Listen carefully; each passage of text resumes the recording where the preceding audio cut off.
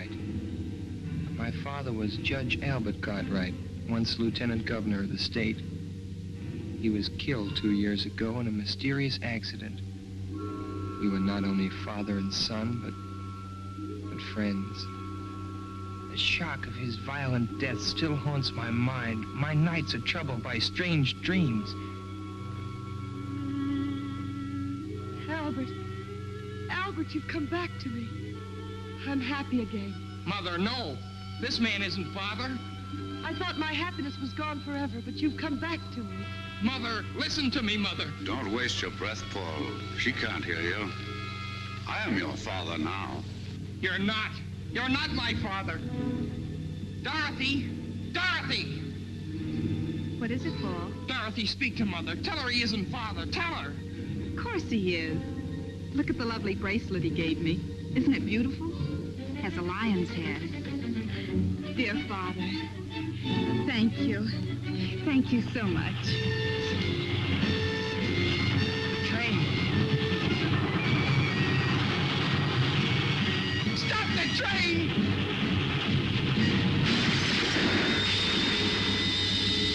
Just what I've been waiting for.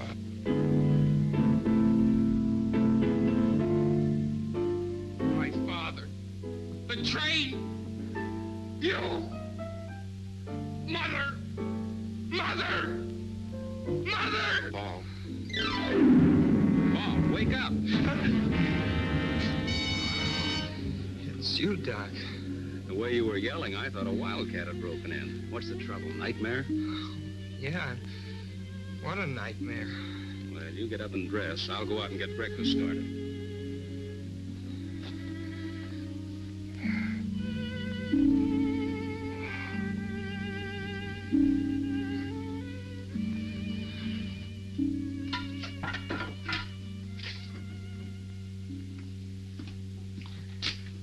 Fall to, Paul. Here's your breakfast.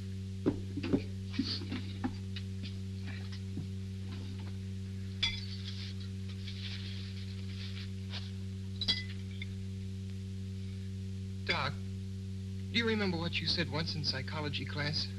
About the phenomena of dreams foreshadowing future events? Yes. But to healthy-minded people, a dream is just a dream. Come on, Paul. There's nothing like an early start for good fishing. Doc, I'd like to go home today. Home? Why, Paul, what's the matter? I'm worried about Mother. Now, look, you're not going to let a dream spoil our outing, are you?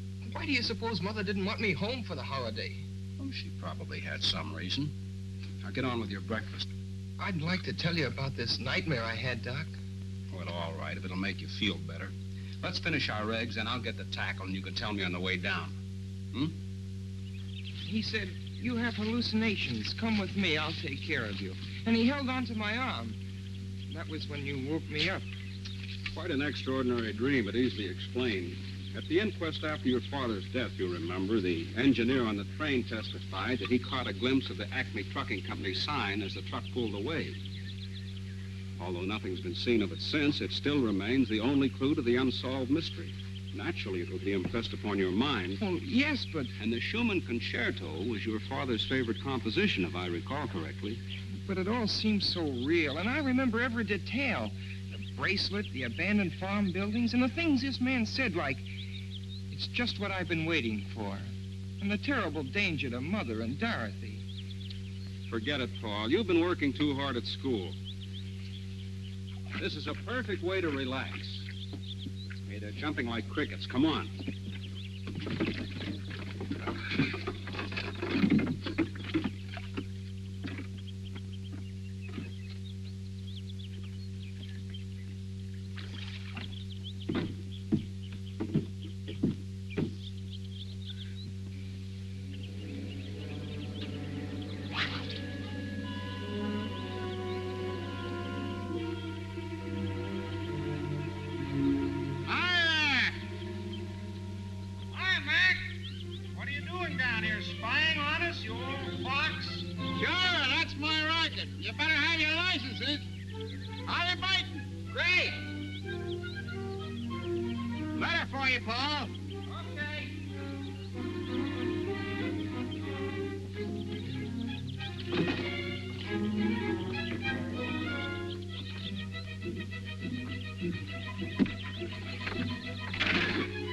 the Waynfield Trust and forwarded up here from the school, and I figured it might be important, so I brought it up to you. Well, thanks, man. No trouble. If there's any answer, I can mail it for you over in the village. Well, there's no answer. It's a letter from my father. Huh? Say, you're not pulling my leg, are you, Paul? Oh, no, Mac. Dad left a series of letters with the office of his estate. I get one every few months. Well, I'll be doggone. Leave it to the judge to think of something like that. Uncanny smart that man was. Well, you want to read that sort of private.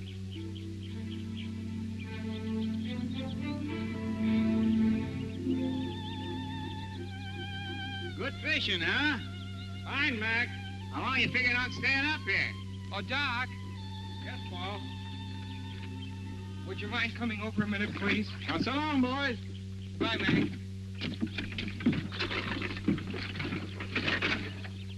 What is it, Paul? I received one of Dad's letters. I'd like to read part of it to you. Go ahead.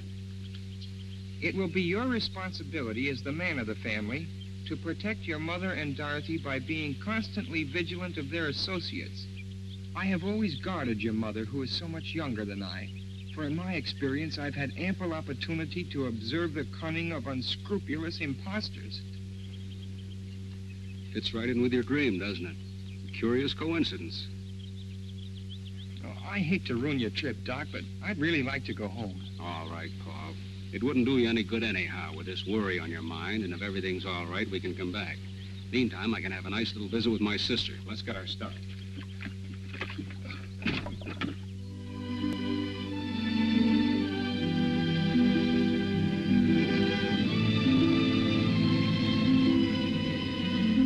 Thanks a lot, Doc. You're welcome, Paul.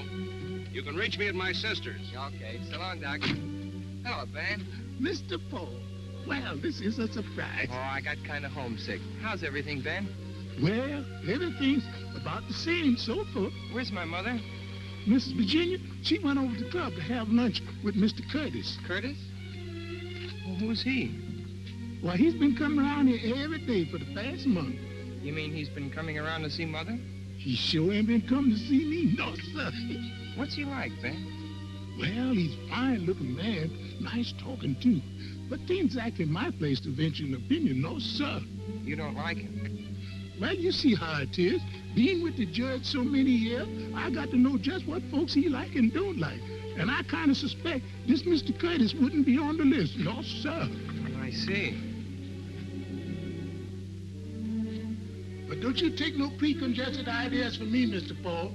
Tain't constitution. Like the judge used to say, to exert undue influence on the bench. No, sir. That's right, Ben. I better take your bag upstairs. Should I run you a bath, sir? Oh, never mind. I'll just take a shower. Yes, sir.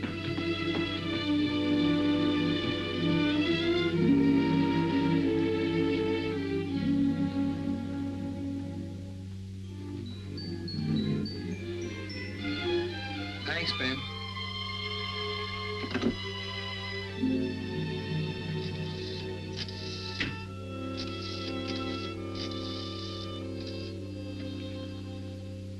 Hello, George. Yeah? Well, for guy's sakes. Well, where are you? Well, why didn't you let me know? Come on over. I want to talk to you. It's confidential. Okay.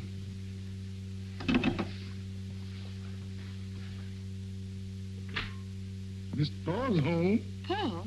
What brought him home? Well, he said he got homesick. He's up in his room.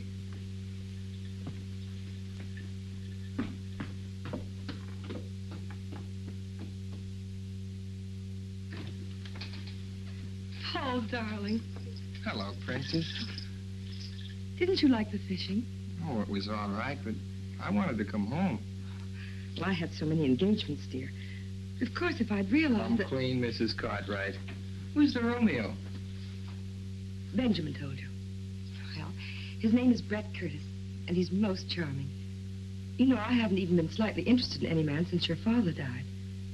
But I must admit I like this one. You'll meet him tonight at dinner, and I want you to like him, too.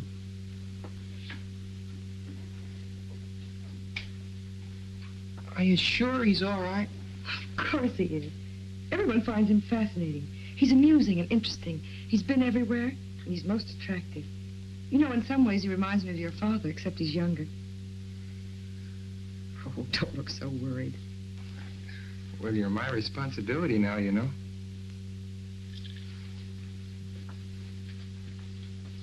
Paul, you know how lonely I've been. Yes, I understand that. Darling, I've got to change. I hope you have a decent suit to wear. I've been bragging about how handsome you are. I'll probably slide down the banister in my pajamas. If you dare. Oh, excuse me, Mrs. Cartwright. Hello, George. How's Lydia? Poorly, ma'am, poorly. But she'll be all right when she finds out Paul's home. Hiya, Paul. You old grind. Gosh, I'm glad to see you. What's all this confidential business? How about this guy my mother's got in tow? Oh, him. Well, what gives? Does he rate? By me, strictly poison. Dorothy and I are washed up on account of that guy. Oh, George, says she, you're so crude and callow. Why can't you be more like Brett? Smooth and sophisticated. Women, they get on my nerves. Sounds like a purely personal reaction, George. I'm after facts. Is he solid? Well, all I know is what I hear at keyholes. Mom and Dad say he's a cosmopolitan. But for my dough, he's a first-class... Oh. Hello, sis. Hiya, small fry. Hello. Well, what happened to the fishing trip, Paul? Canceled on account of family affection. What's with this Curtis I've been hearing about? You've been listening to George. You can just ignore it. Brett's positively out of this world, and the princess is mad about him. Yeah, and so am I. Well, at least he has manners, which is more than I can say for some people. Of course, it must be quite a shock to realize that one simply doesn't measure up to civilized standards. See what I mean? You know how we used to get along. Now where am I? Oh, take it easy, George. It may blow over. Nah, she'll never be the same. And I'm too old to change. There he is now. Fred, how are you? For me? Oh, you're too divine, Fred, really. Brings her flowers, a big droop. You simply turn my head. Turn her head, I'd like to wring her neck. She thinks he's a great wit, but nothing I say is funny anymore. How about staying to dinner, George? I don't feel like facing this alone. Okay. I'll call up home. You'll have to lend me a tie. Oh, sure.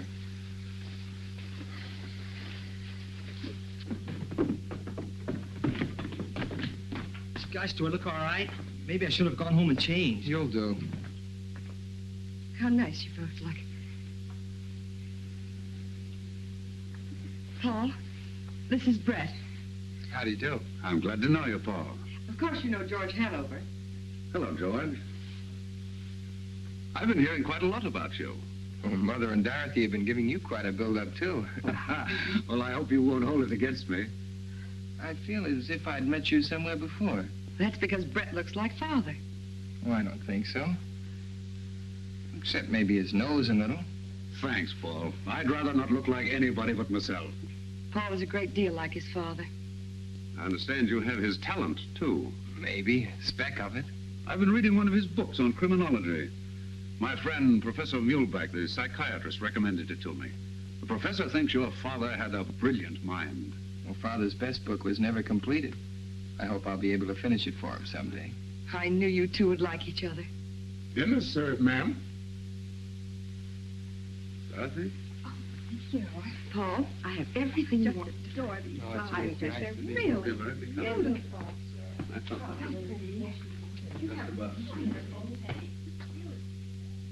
You don't mean to tell me you like him. I didn't say I liked him. I just said I could see why Mother likes him. Yeah, but does Dorothy have to drool over him like a goon? Oh, Dorothy's nothing but a child. Child, nothing. She's a first-class flirt. The way she hangs on that guy's words. Honest, Paul, it sickens me. Pure jealousy. Me? Jealous? Yeah. Gosh, that's right. Maybe I am. Paul, look. It was in the box with the corsage Brett gave me. Isn't it beautiful? It's a lion's head from India. Brett has such divine taste. Well, don't you like it? Nice girls aren't supposed to take jewelry from strange men. He's not a strange man.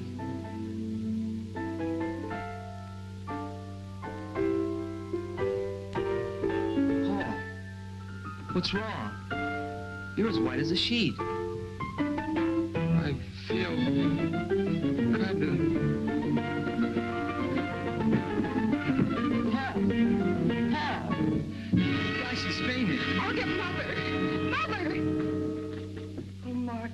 What's the matter, Virginia? What happened? I don't know.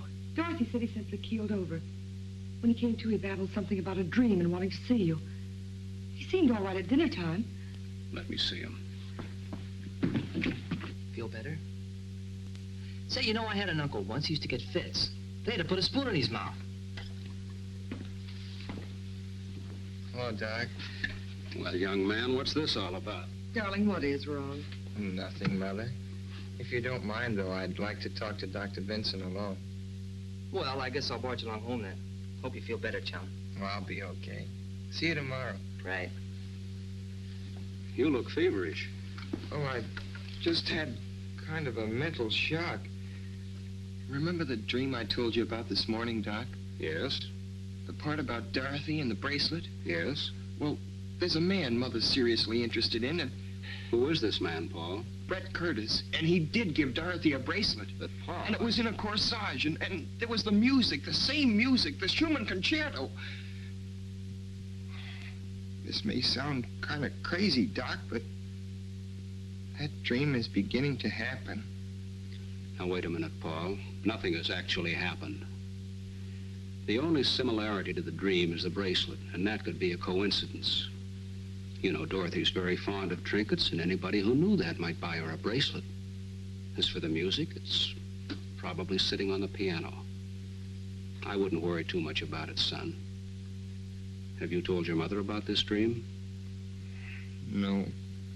Mother thinks I've got too much imagination. Besides, she's gone overboard for this Curtis, and you can't talk to people when they feel like that about someone. You were pretty young to know that. Oh, I felt the same way about a girl last year. Nobody could tell me anything until I found it out for myself. And you may be entirely wrong about this man. Now, the best thing to do is to find out all we can about him. Suppose you and I go down and see Bill Allen tomorrow. A banker doesn't usually take people at face value. We'll let him investigate. That's an idea. Oh, and Doc, when you go downstairs, I wish you'd drop in and meet Curtis. I'd like to find out what you think about him. All right, Paul. Now stop worrying.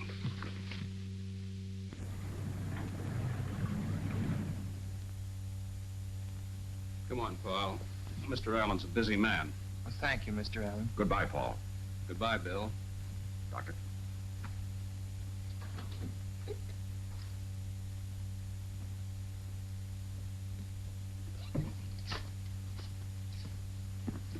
Good morning, Curtis. Oh, good morning, Doctor. Hello, Paul. How are you feeling? Oh, I'm fine, thanks. You certainly gave us a scare last evening. I hope you've laid down the law to him, Doctor. What he needs is more fresh air and exercise. Well, you can't pass exams on fresh air. Not in my school. No, Paul takes his studies very seriously. Come along, Paul. Good morning, Curtis. Goodbye.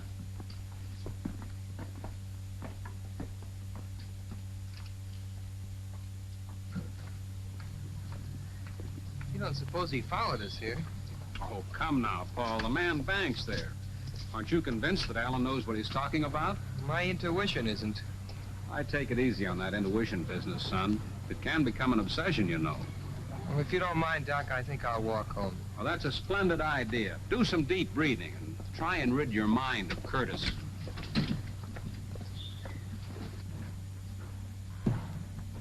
Hi there, Doctor. Going anywhere near the club? I go right by there. Hop in. Oh, thanks. It's a nuisance to find a taxi when you want one. I don't drive myself. That's unusual. I thought everybody drove these days. Well, I was in rather a bad accident when I was a youngster, and it made such an impression on me that I never learned to drive. Where's Paul? Oh, he decided to walk home for the exercise.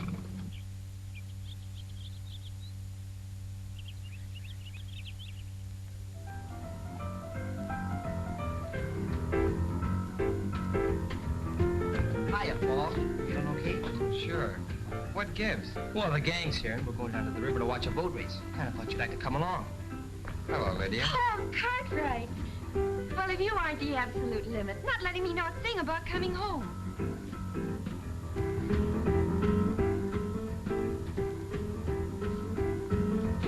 Ben, what are you doing with that picture? Miss Virginia wants it taken up to the study. Why? I couldn't say. Where's Mother? Downtown. She'll be back for lunch. Come on, let's go. We don't want to get down there after it's all over. Okay, come on. Come on, Lydia. Okay, gang, I guess we can all get in my car. All right, we can all squeeze in. Yeah, that's all right. Come on, Paul. I'll see you later. Paul, are you deliberately trying to avoid me? Because if you are, I'd just as soon you come right out and say so. No, I'm not, Lydia. I just don't feel like going, that's all.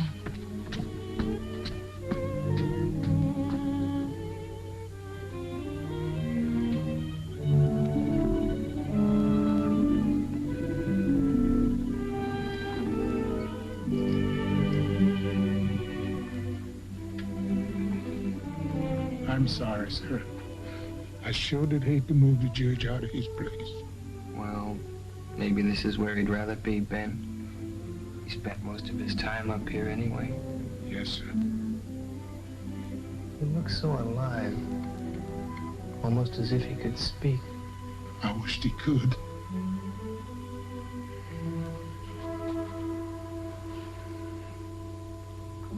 Ben, when is Curtis coming here again? He's coming to lunch. I want you to do something for me. Anything you say. When you take his glass off the table, don't touch it. Use a napkin and put it aside. You know what I want, Ben. Yes, sir. Oh, and Ben, I'd like a sandwich and a glass of milk up here, please. Yes, sir. Do you have the keys to the files? Thanks, Ben.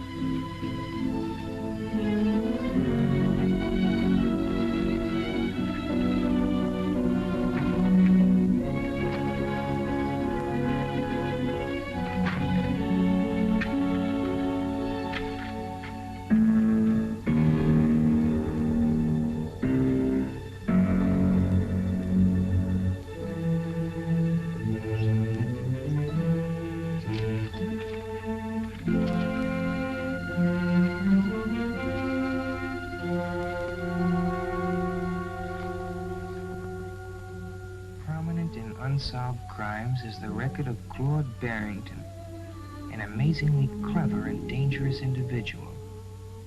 He was suspected of innumerable crimes, including attacks on young girls, even murder. Yet the police have never been able to find sufficient evidence to warrant his arrest. His quick disappearances, the failure of witnesses to identify him, the lack of fingerprints or photographs, indicated a marked talent for crime. Suspicion first fell upon Barrington when in 1932 he married a wealthy young widow, Cecilia Gordon, who was drowned within 6 months of their marriage, leaving him a substantial legacy. However, no evidence could be found to prove that Barrington was in the vicinity at the time of her death. Paul, darling, what are you doing up here? Reading up on something in Dad's files. It's such a lovely day. You should be outdoors.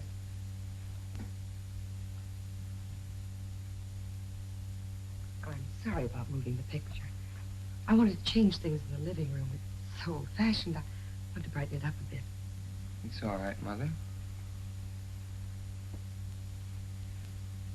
Paul, are you going to make things difficult? I haven't said anything. It isn't what you say, it's your attitude. Why don't you like Brett? I just don't want you to make a mistake, that's all. How much do you know about him? Everything. He's told me all about himself. Paul, why are you so mistrustful? I received one of Dad's letters yesterday. Maybe you'd better read it.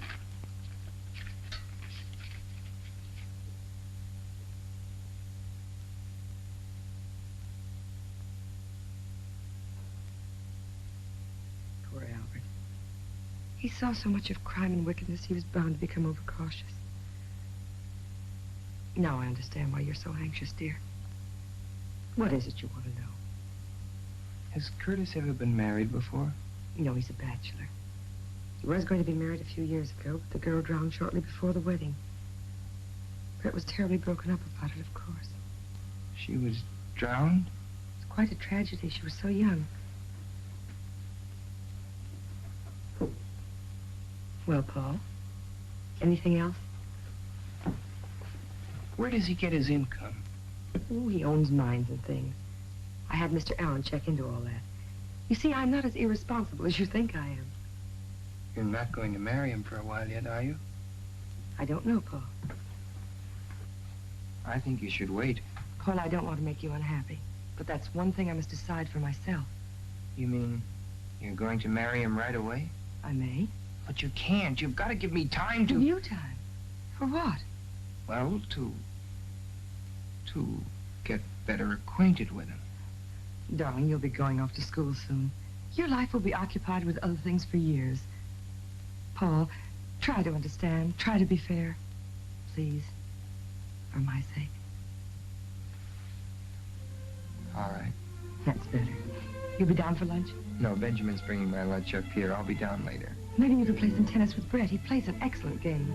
If you'd just give him a chance to be himself, you two would probably be the best of friends in no time. I've got to go now.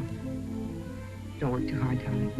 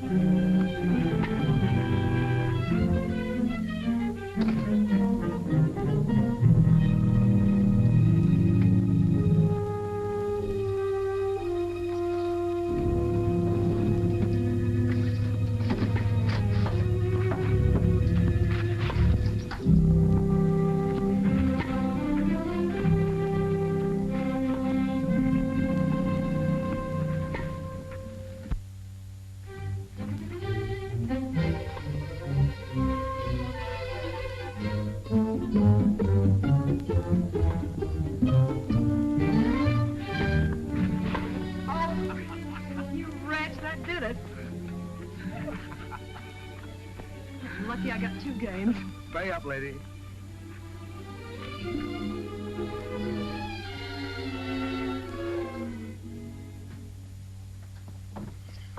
Hello, Paul. How you feeling? Okay, how was the boat race? Keen. The Blue Moon won. You should have come with us, Paul. Lydia's furious. Oh, she'll get over it. I've got too much on my mind. Any lunch left for me, Ben?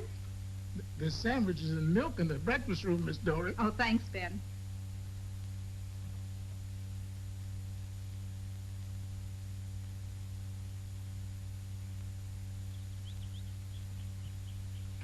Hello, darling. Hello, Paul. Where have you been hiding? Well, I had some work to do. I hear you're taking law at college. Just the groundwork. My main interest is criminology. Mr. Curtis, do you believe there's such a thing as a perfect crime? It's possible.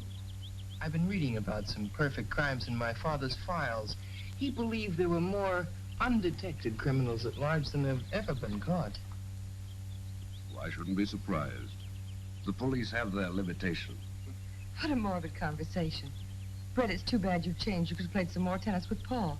I wouldn't have time, darling. I promised to go up to Middleborough and look at some property for a friend of mine. Oh, Brett, why couldn't we drive you up? The ride would do Paul good. Oh, that's nice of you, Virginia, but it'll take hours to look at tracks, and I'll be talking business. I'll phone you when I get back. I'll walk down to the gate with you. Do, Paul. Goodbye, Brett. See you later, darling. Understand you've traveled a lot. Well, yes, I've always been curious about what was beyond the next horizon. Ever been to Nevada? Yes. Magnificent country it is, too. Makes a man wish he could paint. You'd like it. What's Reno like? Oh, that's indescribable. It's a hodgepodge of Wild West and Wild East. Cowboys, divorcees, mink and mustangs, Jude ranches, and the real thing all shuffled together. I'd like to see some of those old ghost towns. And a real silver mine. Well, I have an interest in several mines. Perhaps we'll take a trip someday. Do you know Colorado? Quite well. Waynfield must seem pretty tame after those places. I've seen pretty much everything worth seeing. I'll be glad to settle down right here. Well, goodbye, Paul. See you tomorrow. I hope we're going to hit it off together. So long.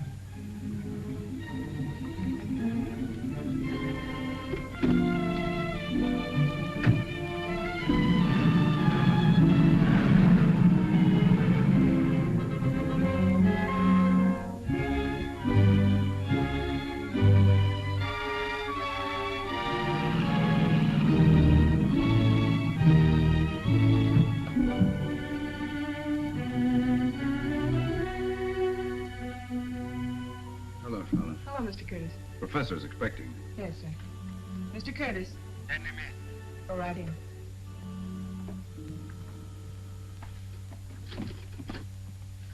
Good afternoon, Professor. Hello, Curtis. Well, how does it go? There's a new development. The boy? Yes, he came home unexpectedly. Hostile? Definitely. A neurotic type. Interested in criminology.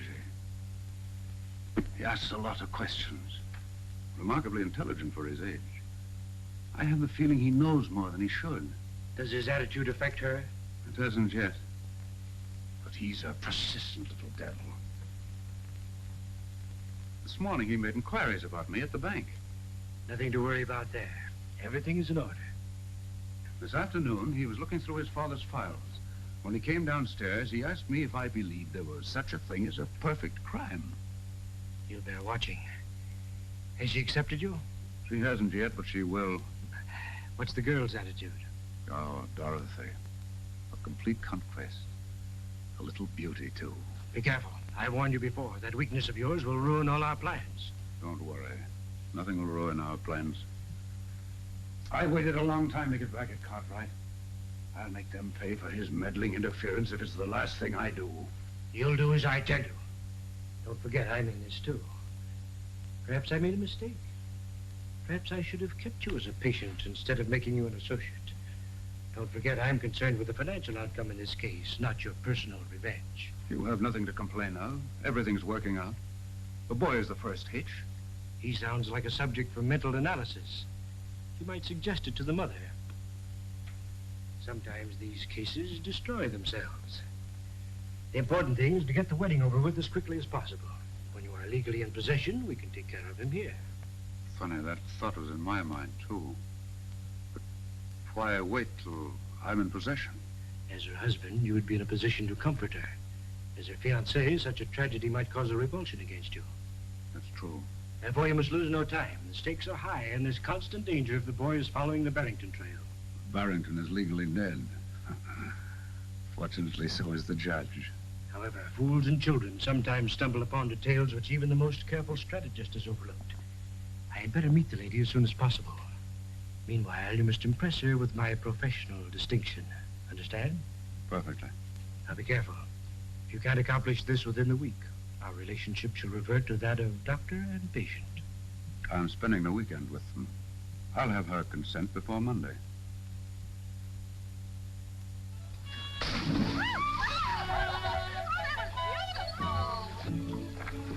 I give up.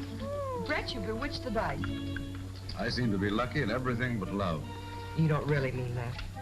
Virginia, why do you keep putting me off? You promised me you'd give me time to think it over. You know how much I care for you. We've both been lonely. Why should we put off the happiness of being together? Brett, the wine is wonderful.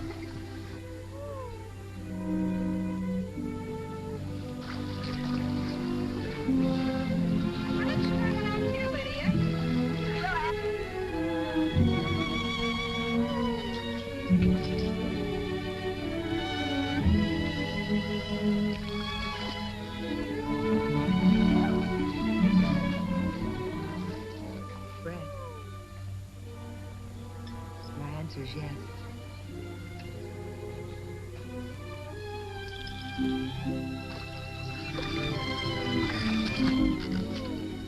When, Virginia? I'll give a dinner party and announce it. You're not going to put me through a formal wedding, are you? No, just a dinner party. We'll slip away quietly and I'll send the announcements out later. Good. We'll elope. Elope? It sounds so young and reckless. Doesn't seem right with two grown children.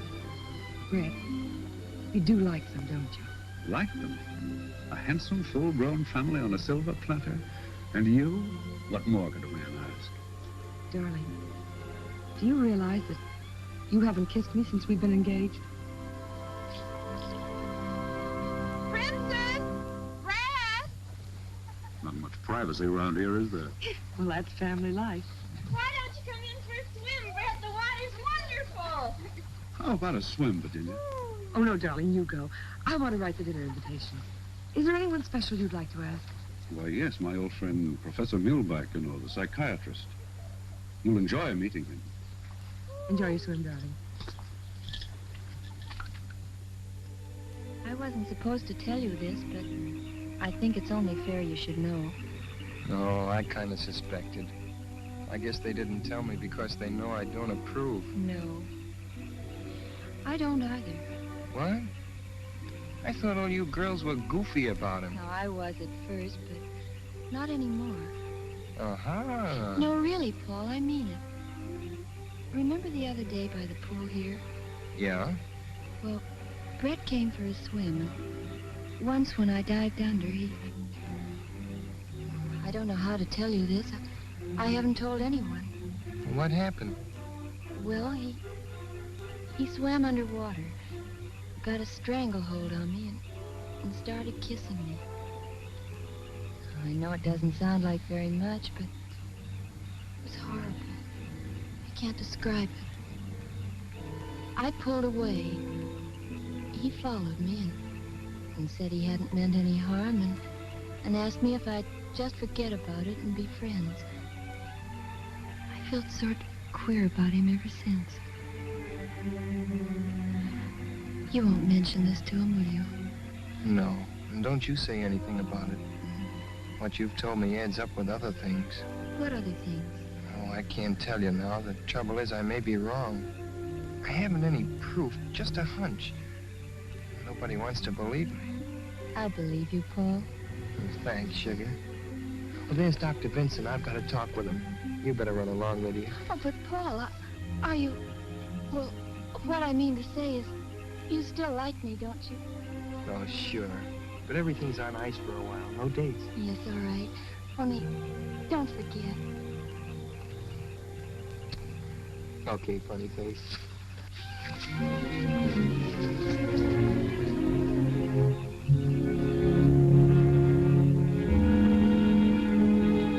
Hello, Paul. They're announcing their engagement. I suspected as much. What have you found out? Nothing unfavorable to Curtis. Mr. Allen gave me these answers to some inquiries he made. After reading them, you'll probably agree it looks like a clean bill of health. Well, that may be so, but Lydia just told me something. Would you mind coming up to my room a minute, Doug? Not at all, Paul.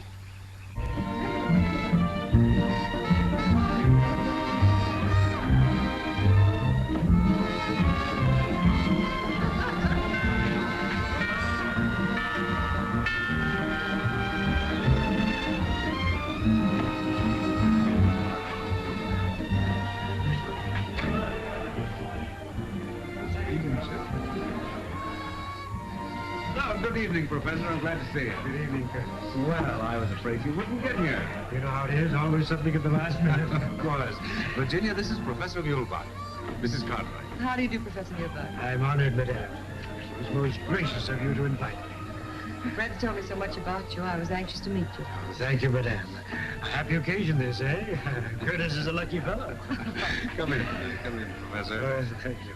Now I'll show you something in the Barrington record that ties in with what Lydia told me. That's funny. This drawer was locked. It's been opened. Maybe you just thought you locked it. No, I'm sure I locked it yesterday. I haven't opened it since. Curtis was here, too. May I come in, or is this a private huddle? Hello, Doctor. Hello, Dorothy. The princess wants you in the drawing room. There's a big psycho something or other that she wants you to meet. Friend of Brett's. You too, Paul. Oh, I don't want to go down. But, Paul, you must. You can't spoil Mother's party. That's right, Paul. Come along. We can talk later.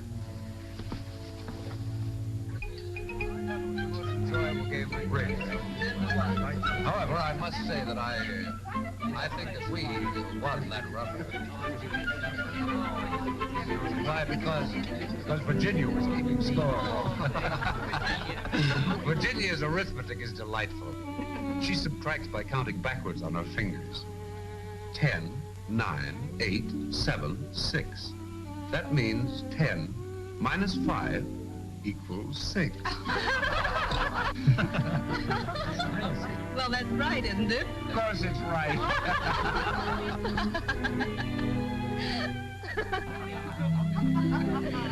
We had a perfect storm. Well, tell me about psychiatry, Professor. It must be very interesting. I'd love to be psychoanalyzed sometime. I'd be delighted to do it. Anytime you say. Now, look. I've always behaved so Miss Cartwright. Benjamin, Mr. Curtis will call. Well, my friend, here's a chance to display your domestic accomplishments. It's just what I've been waiting for.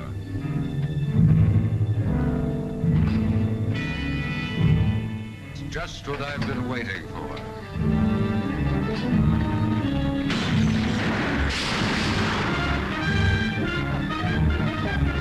Sorry, I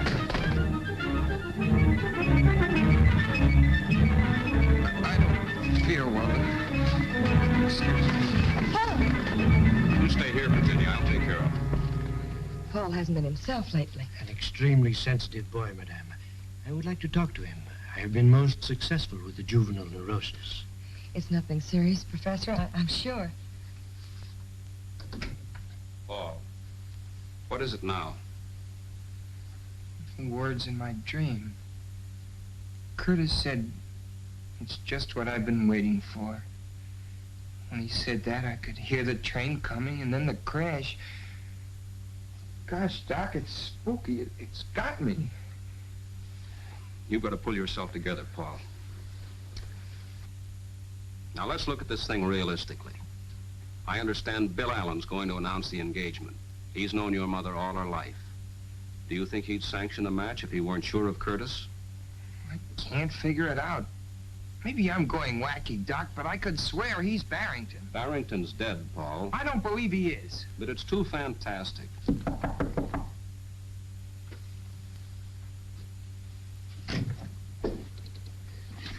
How is the young man feeling, Doctor?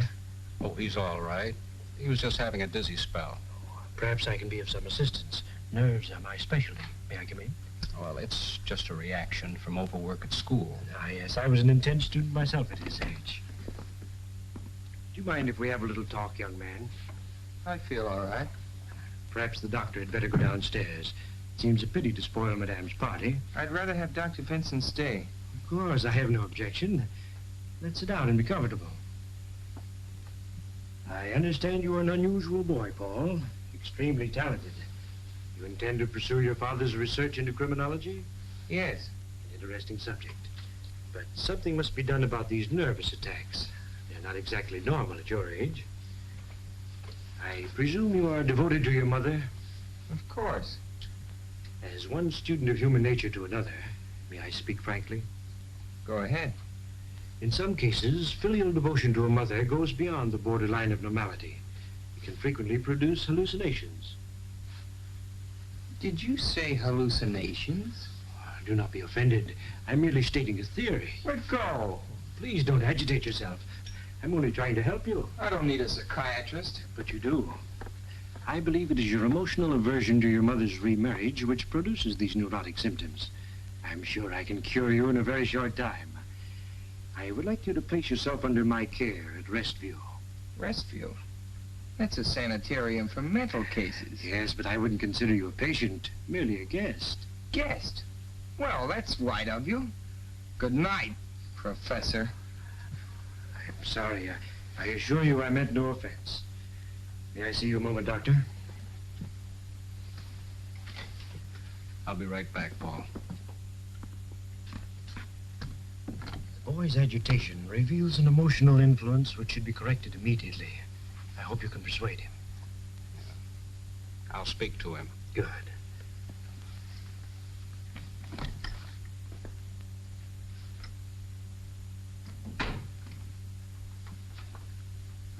Well? The same words as your dream, weren't they? It's extraordinary.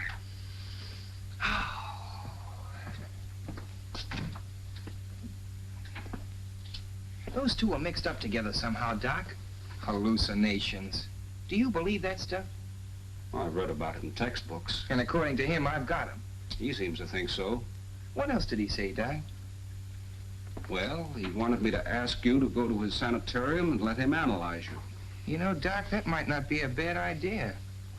But I don't think it's necessary. But, Doc, I might find out something up there. Yes. But, Paul, if those two men are what you think they are, it'd be mighty dangerous. Well, you could come up every day and keep an eye on me, couldn't you? Yes. Besides, it might be a good way to stall for time. I'd make Mother promise not to marry Curtis till I got back. But, Paul... And meanwhile, you could take these to Armstrong and get him to analyze them, their fingerprints off a water glass. Curtis? I'll talk to Muhlbach. Paul, you're a very clever boy. Thanks, Doc. I'd be in a tough spot without you. Maybe we're both crazy. Then again, maybe we're not.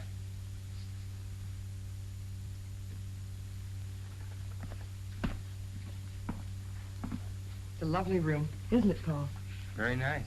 I hope you'll find it comfortable. My routine is a simple one. A few heart-to-heart talks, plenty of food and rest. Believe me, Mrs. Cartwright, he will return home a healthier and happier boy. I'm sure he will. Goodbye, darling. Don't read too much. You'll take good care of him, won't you, Professor? Of course, Madame. I'll drop in tomorrow and see how he's getting along. Please do, Doctor. I'm always happy to have the cooperation of my colleagues. Goodbye, Paul. I'll see you tomorrow. Goodbye, Doc. Bye, Princess. Goodbye, darling. I'll see you later.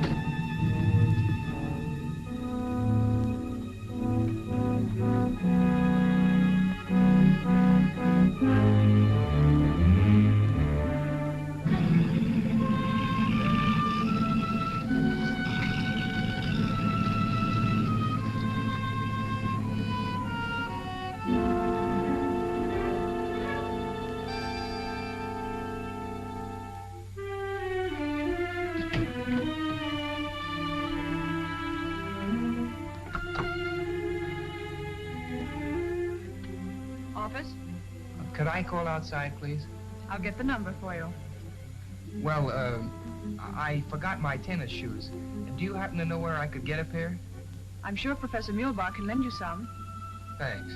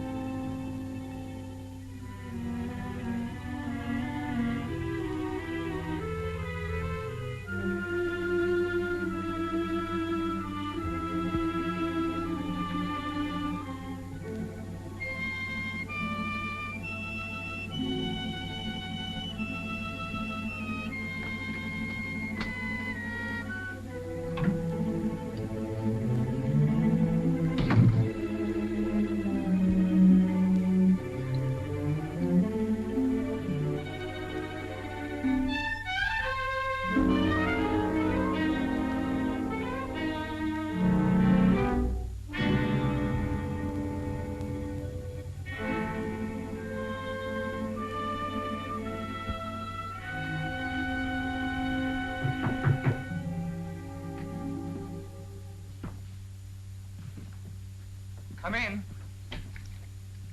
Well, Paul, can I help you get settled? Oh, no, thanks, Professor. There's not much to do. That's a funny place to hang your coat. Oh, I got tired of looking at myself. Same old face. Touch of inferiority, eh? We'll overcome that. I encourage tidiness as much as possible. Orderly room, orderly mind. I hope you have a good appetite for lunch. Pretty fair. Anything special you prefer? Well, I'm not fussy, Professor. That's a nice garden you have. Gardening is my hobby. I'm very proud of my flowers. How about the rest of the place? Do you have many patients? Quite a few, but don't let your mind dwell on that. We are facing in the direction of normality. I hope you will have complete confidence in me. I will ask you many personal questions. You must be truthful and accurate in your replies. That's important. Remember, we're friends. Just call the office if you want anything. Is it all right if I use the phone to call outside? Certainly. Feel free to call anyone you wish. Thank you. I'll see you at lunch.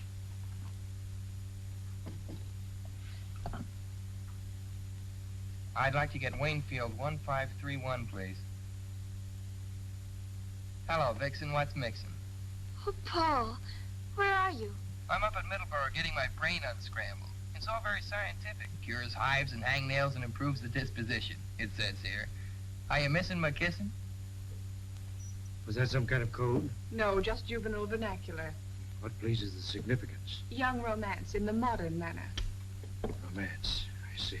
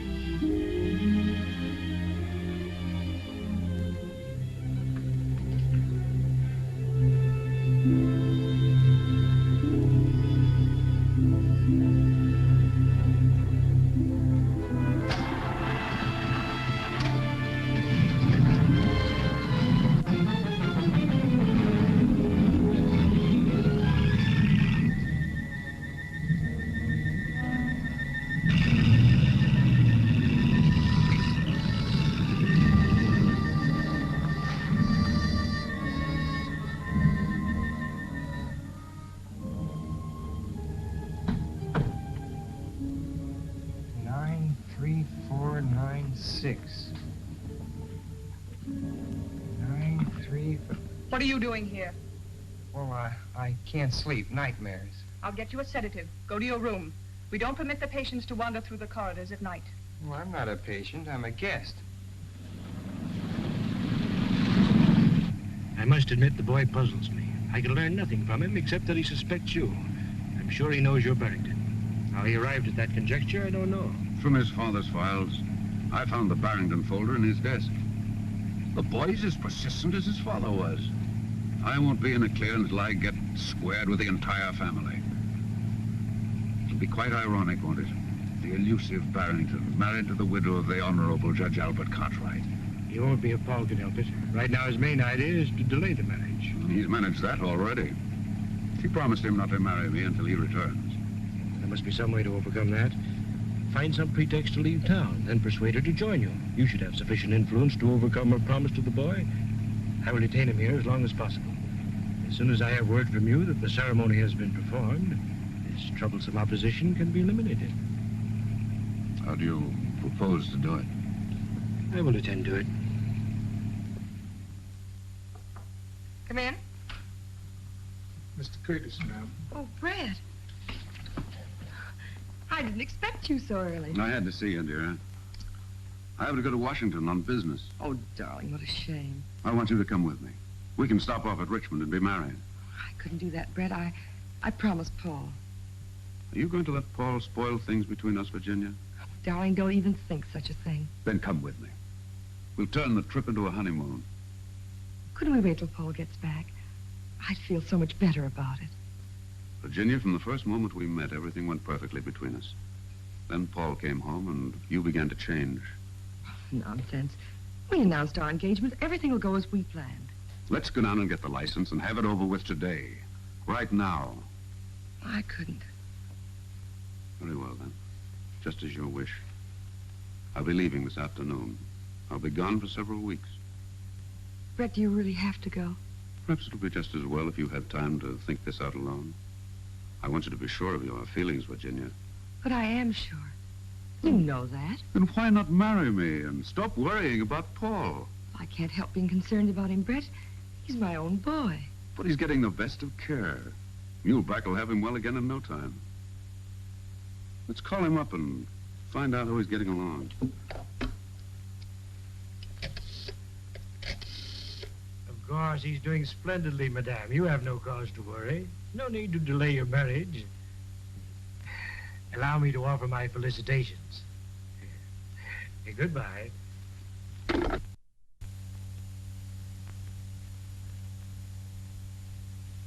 How long will it take you to check some fingerprints? Whose are they? Curtis. Paul got them. He asked me to turn them over to you. He's a chip off the old block, all right. The judge hung on like a bulldog whenever he got his teeth into anything. That's right. I'll have these checked just to prove there's nothing to it. Let me see. Where does Curtis hail from? Oh, he's lived in Oregon, Nevada, Colorado, California. California's good. They get thumbprints on driver's licenses. Curtis says he doesn't drive. Well, we won't take his word for that. Check those with Washington, Tom, and try the California License Bureau. Okay, Chief. So long, Doc. I'll let you know, Doctor, if anything develops. Goodbye, Mr. Armstrong. Thank you.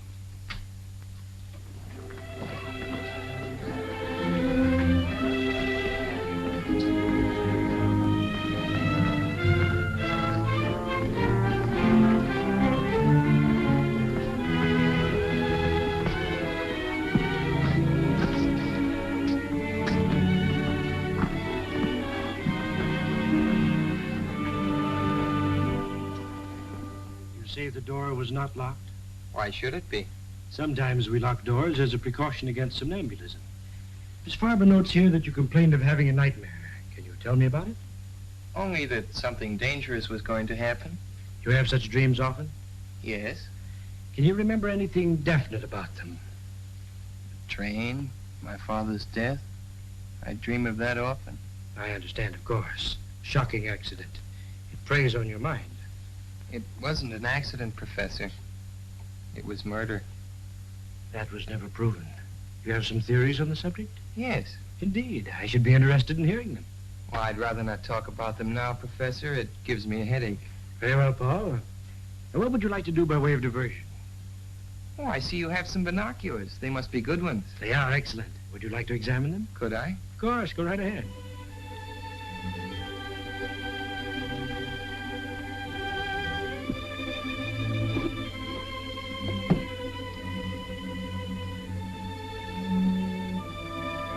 Oh, they're swell. I'd like to take a good look. Come along. You can see Waynfield through them from the roof.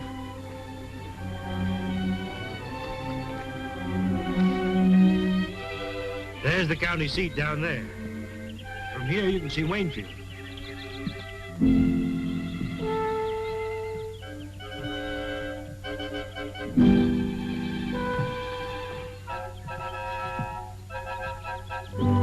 here, Paul, you can see the ferry crossing the river. What's that building down there? Just an abandoned farm. Over this way, Paul. See the ferry? You can almost distinguish the people's faces on the deck.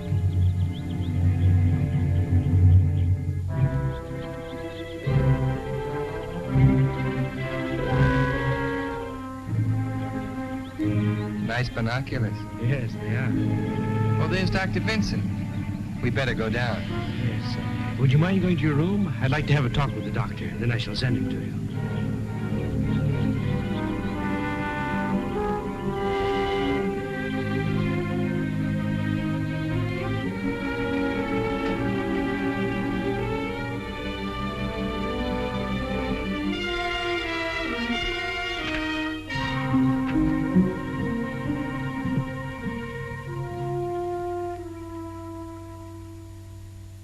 I'm very glad you came, Doctor.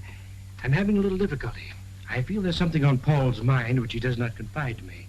If there's something you know, you may speak freely. All I know is he has nightmares about his father. That he's told me, but he will not say any more. His reticence hinders my diagnosis. If you could persuade him to discuss these matters more fully, it would be of great assistance. I'll see what I can do. Where is Paul? In his room.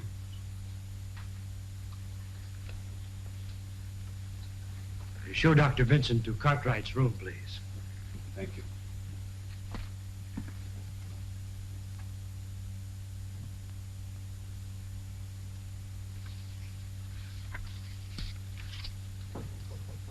Come in. Hello, Doc. How are you, Paul? Sure glad to see you. How's Mother? Oh, a little worried about you. Otherwise, all right. I saw her this morning. Well, Professor Muhlbach's a good host. I'm enjoying it here. That's fine. Oh, look, Doc, I found something in Plato I'd like to show you.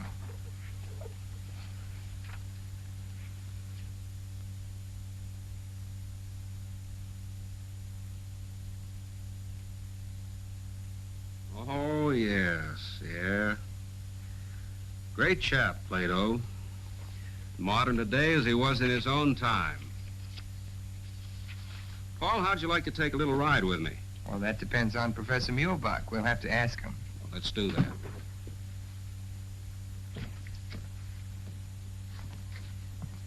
Well, how do you find your patient, Doctor? He looks rested, but I'd like to take him for a drive in the fresh air so he won't feel shut in here. That is, if you have no objections. Not at all.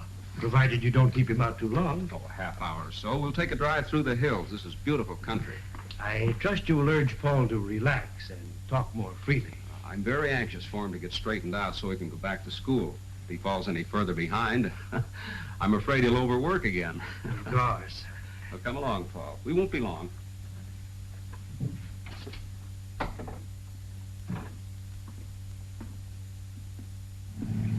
That was luck. I didn't think he'd let me go. He couldn't very well refuse. I saw Armstrong. He's having the prints checked. And Paul, while I was at the city hall, I saw your mother and Curtis go into the marriage license bureau. But, Doc, she promised me. I know how you feel. It hasn't been easy for me to accept this situation either. Maybe it won't have to. What do you mean? There's an abandoned farm building near here, exactly like in my dream. I saw it from the roof. Paul, one ramshackle old building looks much like another. Maybe. But something very strange happened on that roof this afternoon. I had a feeling that Muhlbach was going to shove me off when you drove up. Are you sure you're not just imagining these things, Paul? Sure, I'm sure, and I'll tell you something else, too. Curtis drove himself up here last night. Curtis driving? That's strange. He told me he couldn't drive. I know. That's why I got the license number. I thought maybe you could find out who owns the car.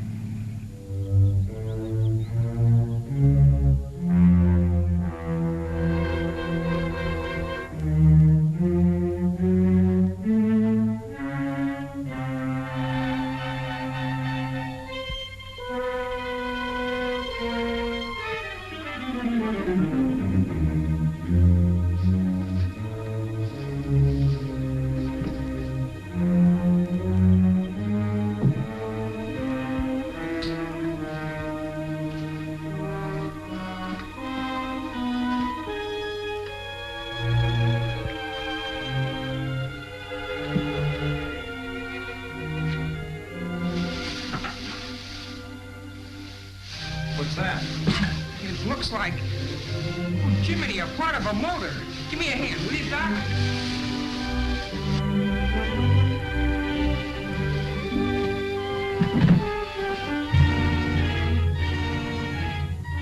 Paul, that's the sign from the truck.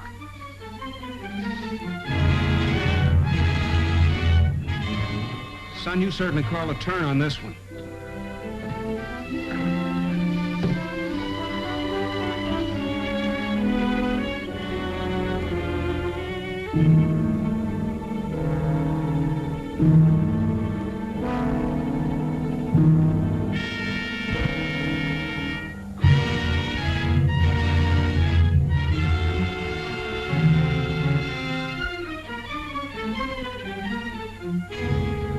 Certainly be an eye-opener to Armstrong. We'd better take it right over to his office. You'd better. I'll have to go back or Muhlbach will get suspicious.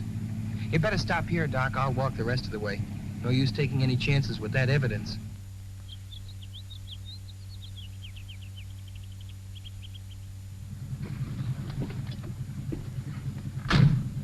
I don't like to see you go back in there feeling the way you do about that place. Oh, I'll be all right. I've got to go in and stall for time. If things get too hot, I'll phone Lydia and say I'm lonesome. That'll mean get here quick. All right, Paul, but take it easy. I'd better go home and clean up a bit, then I'll go right over to Armstrong. So long, Doc. Darling, don't be angry. Surely one day doesn't make that much difference. I've promised Dr. Stone he could marry us. You wouldn't want me to hurt his feelings, would you? Why can't we go over there now? Why wait? We can spend tonight and tomorrow at the lake and then go on to Washington. After all, I must think of that contract, Virginia. Even a man in love has to think of business. All right. I'll call Dr. Stone and see if he can't find some time free. He ought to be able to work us in somewhere. A ceremony doesn't take long. Do you want me to call him? No, I'll do it.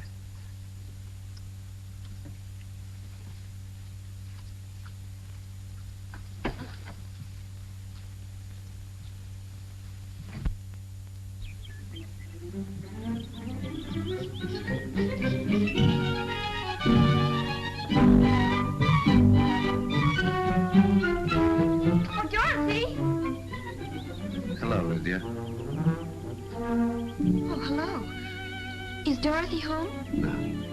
Oh, well, I better come back later. Well, it'll go away. Fred? Oh, Fred, where are you? Out here. We have a visitor. Hello, Lydia. Hello, Mrs. Cartwright. Well, goodbye. That's strange. What on earth happened? Nothing. She just came looking for Dorothy. What did Dr. Stone say? Dr. Stone? Oh, yes. He's busy all day today and this evening. But I made an appointment for noon tomorrow. Oh, good. Now, where shall we go to celebrate? Why not go to that little inn where we first had dinner together? Brett, I'd rather not go out tonight. I've got packing to do and a few letters to write. I'll just have dinner on a tray in my room with Dorothy and tell her the news. She goes back to school on Monday, and I won't have another chance to see her. I hope I may look forward to your exclusive attention on our honeymoon, Mrs. Curtis. Well, you shouldn't call me that, not yet. It's very unlucky, you know. With all the luck I have, I can afford to be reckless. I'll phone you later, darling.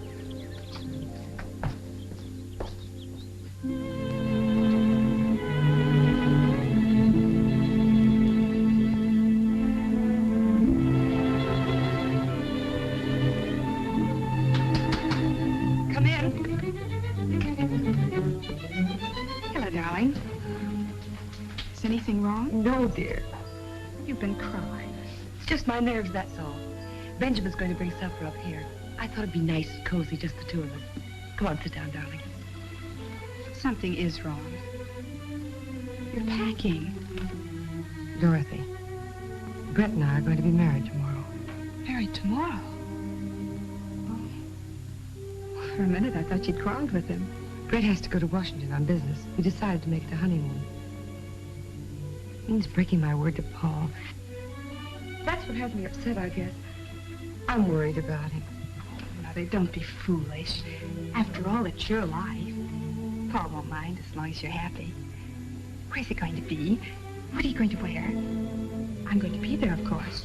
Of course you are, dear. You're going to be my bridesmaid. Oh, darling, it's marvelous. What'll I wear? Oh, just something simple. Your blue dress. We're going to be married at the minister's house, and then we'll leave you at the Allens. Brett and I'll go up to the cottage for a day or two before we go to Washington. What did he say? Did he yield out? Of course not, silly. But he was very determined about not leaving me here. Oh, Brett is so masterful. You'll write to me, won't you? Of course. Every day. That's the story, Mr. Armstrong. And strange as it sounds, you must admit it's not just a figment of Paul's imagination. Well, I've run across some strange disclosures in my career, but the stream detection beats anything I've ever heard. Want me? Yes, take a look at that. Hey, where did this come from? Paul Cartwright dug it up on an abandoned farm at Middleborough, near the Muhlbach place. Well, I'll be doggone. All we need now is the truck that goes with it. Better start a search up there. Send a car out. Any news on the fingerprints? No, not yet. Put in a call and speed it up. Miss Barber, didn't you get that number yet? It must answer. Lydia's waiting to hear from me. Hello? Hello?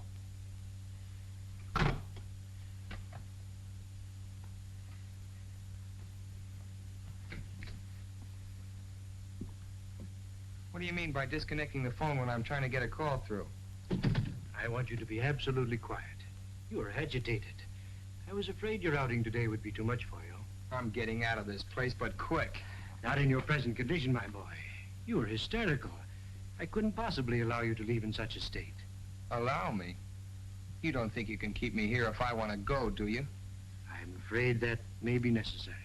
You seem to be forgetting that I'm a guest. All my patients are guests. Sit down, my dear boy, and calm yourself.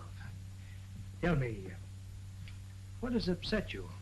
Was it something you found at that farm where you went this afternoon? You followed us. I observed you from the roof with the binoculars. All right, since you know so much. We found the truck that killed my father. The police ought to have the evidence by now, and I know you and Curtis were mixed up in it. Again, you were having hallucinations.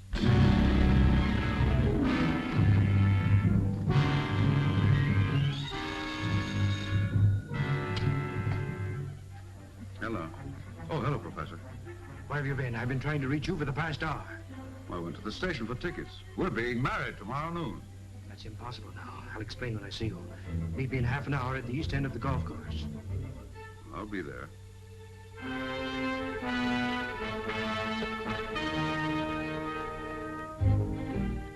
I don't like to exaggerate Paul's danger, Mr. Armstrong, but that place up there gives me the creeps. I'm uneasy about the boy. Why does everything take so long? The machinery of the law, Doctor. It's much better than it used to be. Armstrong? Barber? The car driven by Curtis is registered under the name of Charlotte Farber.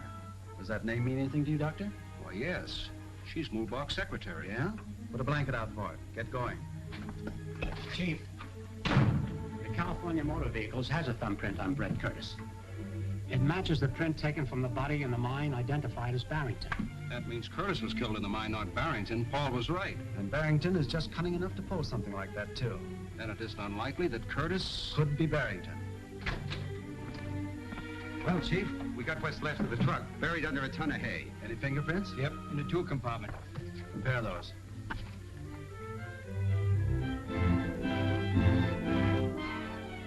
They match all right. They match the Curtis prints Paul got from the water glass. Well, are you satisfied? Go to the country club. Pick up Brett Curtis. Suspicion of murder. Cartwright case. Right, Chief. We've got to get to that boy, Armstrong. Muhlbach and Curtis are working together, and there's no telling what may have happened to him by this time. Get me in the Muhlbach place at Middleburg. Now, don't worry, Doctor. We'll find out in a few minutes.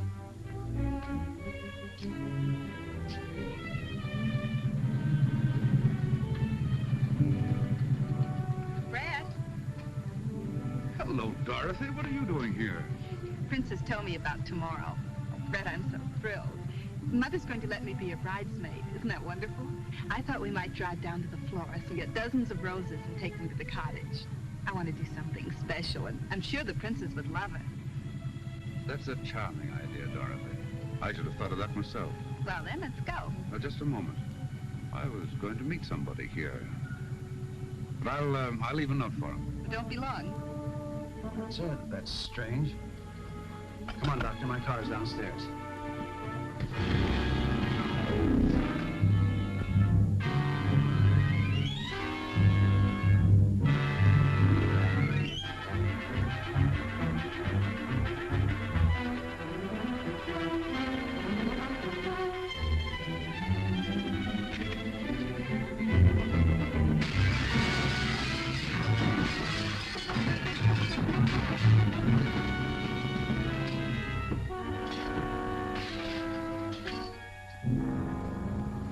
Professor Muhlbach? Yes? Mr. Curtis asked me to give this to you. Thank you.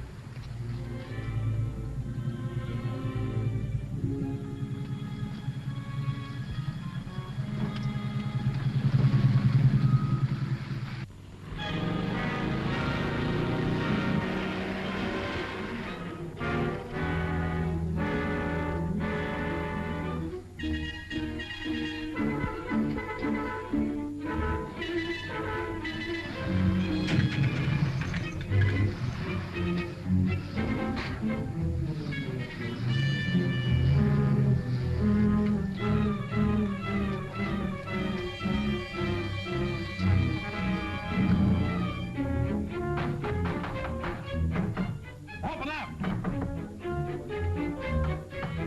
What's the meaning of this? How dare you break in? This is private property. Sure, we know. We're just nuts looking for a padded cell. Where's the Cartwright boys? I know nothing. I'm just an employee here. Well, we'll just have to go around breaking down doors. You have no right to search this place. You have no warrant. The district attorney wants Paul Cartwright, and he wants him alive. Of course he's alive. He's in his room. Which room? The first one down the hall, but it's locked. Have you a key? No, Professor Muhlbach has the key. He's out for the evening. Slade, take this woman in custody. Hold her as a material witness. Come on, Langdon.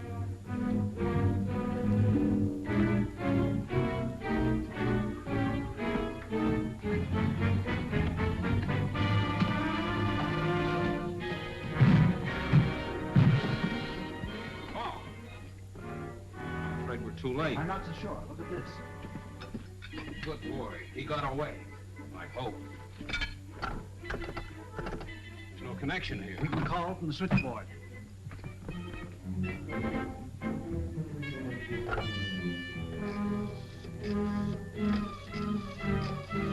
Calling his home?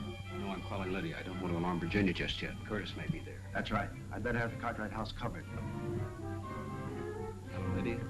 Yes, this is Dr. Vincent. I'm up at Muhlbach's. We've been trying to get you in Mr. Armstrong's office. Paul's here. Hello, Doc.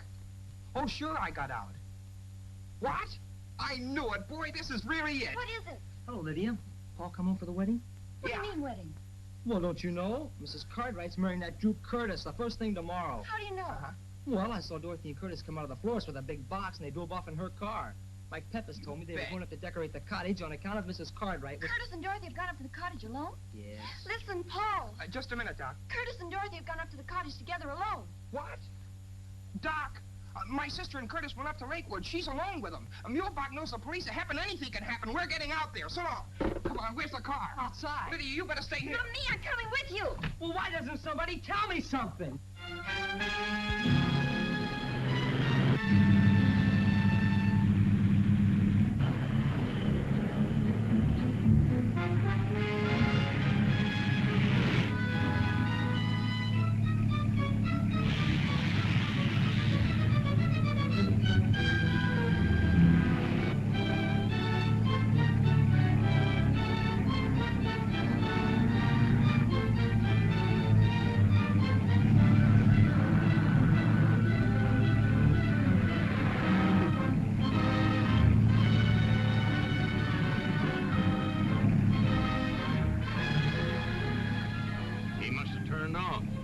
See him. Better backtrack.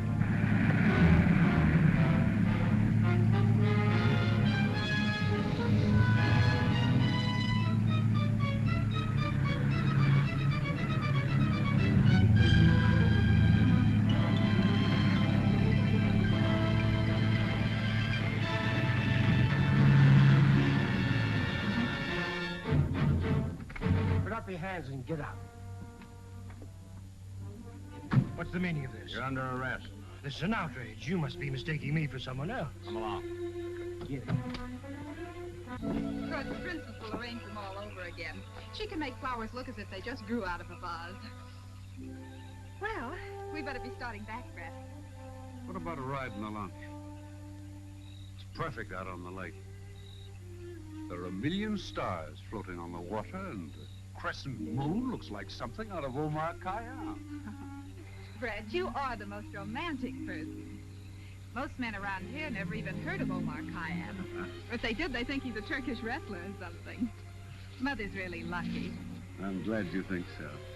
Why are you looking at me like that? Because you're very lovely in the moonlight. Oh, everybody is. But I adore compliments. The best I ever got from George was, oh, come on, you look all right. You know, Brett, I'd grown out of that crowd. I don't know what I ever saw in them. I'm really quite poetic at heart. Only it's positively lethal to let anybody know about it in our crowd. They simply jeer. I heard a car, didn't you? Probably out on the main highway. Come on. Don't hold my arm so tight. Oh, I'm sorry. Steps are so uneven, I was afraid you might fall. Really, Brett, I think we better not. I must be getting back. Mother will be worried. Where's your spirit of adventure? I thought you were romantic. All right. But we won't stay long.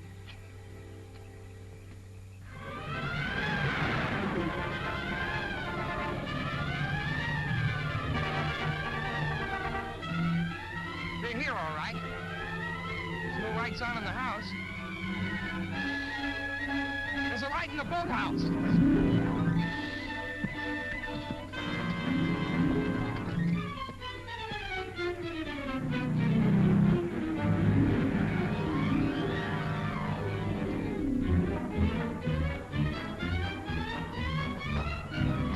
They're in here. Come on, eat. All right, Barrington. You meddling fool!